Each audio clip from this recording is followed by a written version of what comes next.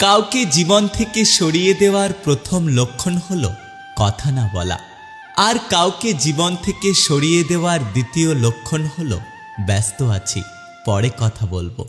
এরপর অজুহাতের শেষ থাকে না। আমি তোমাকে ভালোবাসি আর আমি তোমাকে পছন্দ করি, এই দুটো কথার মধ্যে পার্থক্য কি জানেন তো?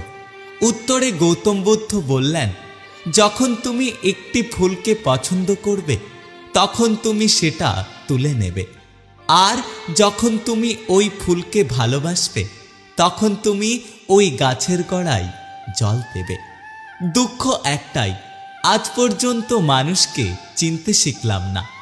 কেউ একটু ভালো আচরণ করলে বিশ্বাস করে ফেলে।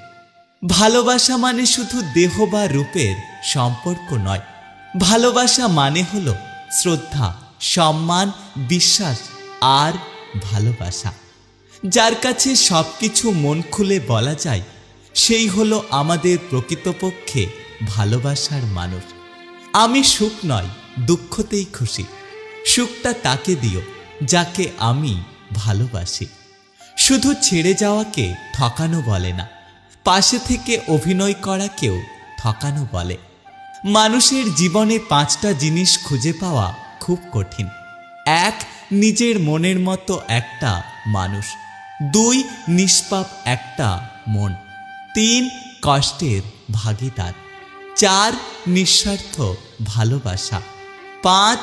বিশ্বাসী মানুষ। জীবনে অনেক কিছুই হয়তো আমরা আবার নতুন করে খুঁজে পাব, কিন্তু হারিয়ে যাওয়া দিনগুলো আর কখনোই ফিরে পাব না।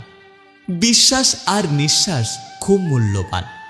একবার হারিয়ে গেলে আর কখনো ফিরে পাওয়া যায় না। একজন মা পারেন 5 জন সন্তানকে একসাথে মানুষ করতে, কিন্তু 5 জন সন্তান মিলেও একটা মায়ের খেয়াল রাখতে পারে না। হাজার দুঃখ যন্ত্রণা বুকে চেপে সবসময় মা আমাদের ভালো চায়। একটা কথা কি জানেন তো? শুধু সাপ নয়, কিছু মানুষও খুব বিষাক্তক হয়। সাপকে তবুও দূর থেকে চেনা যায়, কিন্তু বিষাক্তক মানুষকে কখনোই চেনা যায় না।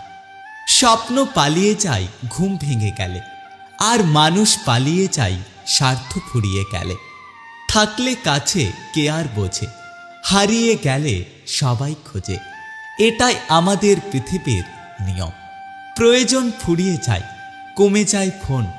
জিজ্ঞাসা করলে সে বলে এখন নাকি সে ব্যস্ত ভীষণ। যখন বিশ্বাস ভেঙে যায় তখন সরি বলার আর কোনো মানে থাকে না। অকারণে কেউ কখনো বদলে যায় না। সময় পরিস্থিতি একটা মানুষকে বদলে যেতে বাধ্য করে। কাউকে অন্ধের মতো কখনো বিশ্বাস করো না, তাহলে সে তোমাকে অন্ধ ভেবে ঠকিয়ে দেবে। জীবন থেকে কেউ চলে গেলে আমরা অতটাও কষ্ট পাই না যতটা কষ্ট পাই ওই মানুষটার সাথে মিশে থাকা পুরনো স্মৃতি আর অভ্যাসের কারণে।